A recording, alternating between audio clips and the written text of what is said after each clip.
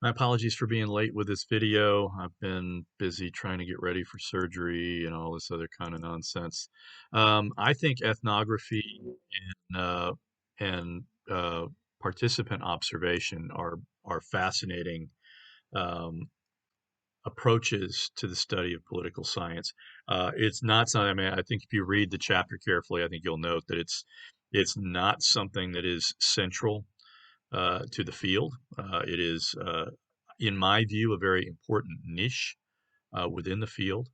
Um, my understanding of ethnography and sort of the relationship between political science and anthropology is really through Clifford Geertz and another guy who's one of my favorite political scientists, a guy by the name of James C. Scott, who is he's written some just fascinating books. He's not the best writer, but the things that he digs up are just incredible. One of his first books was something recommended to me by my dissertation director, Peter Cederberg, and it's called "The Weapons of the Weak," and it basically reflected this idea that you know stalling, slowing down, kind of doing things kind of walking off, that these are the ways that peasants in a lot of parts of the world actually resist wealthy folks trying to compel them to do things that they don't want to do.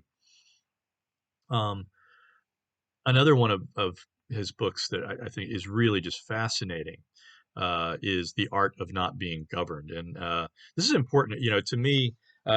He's talking about an area in Southeast Asia that basically there's large areas in the uplands, both in southern China and in the northern tier areas of Myanmar, Thailand, Laos, Vietnam, where basically people just refuse to be governed. They walk off into the woods and they form very traditional communities. They rely on oral history. Their agriculture is not systemic. It's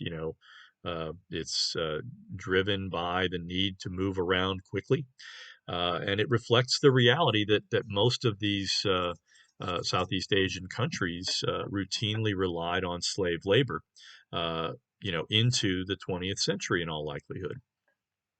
And I think that's just fascinating. This is a guy who he's a Yale professor, he's a Sterling professor at Yale University, so he's very well regarded.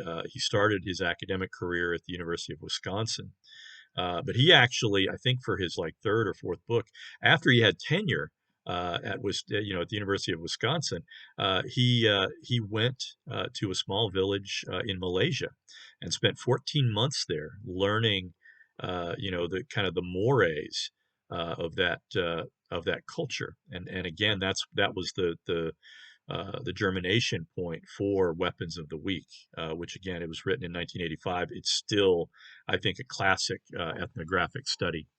Um, and I think his later book, The Art of Not Being Governed, I think is well worth reading.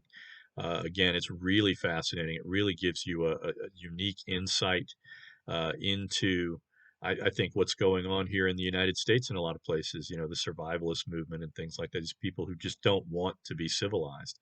I think that is a secular impulse. I think that a lot of people have some aspect of themselves where they don't want to live in a world defined by paved roads and where the guardrails of your life are so narrowly channeled. I think these are, yeah, it's great, great work.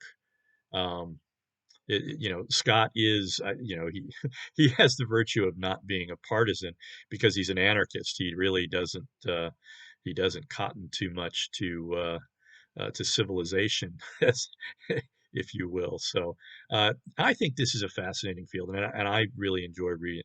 I enjoyed reading the chapter. It's one of my favorites from this text. Which again, I think I've mentioned. I'm not thrilled with the text, but it is what it is. You deal with it.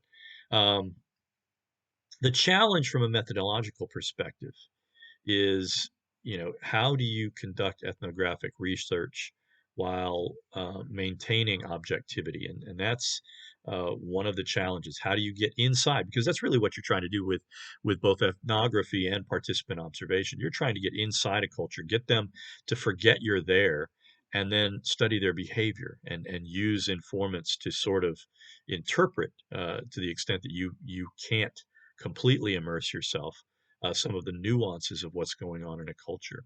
And that's a challenge. And it's one of the things that I think, it's one of the weaknesses, I think, if you will, of ethnographic research or thick description, if you will.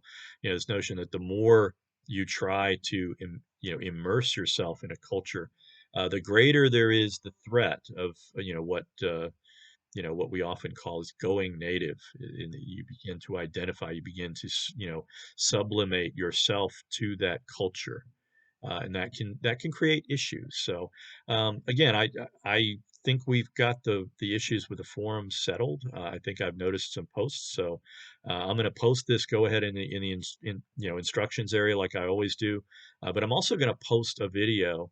Of James C. Scott talking about the art of not being governed, because again, I think it's really smart work that I think you all benefit from kind of looking at.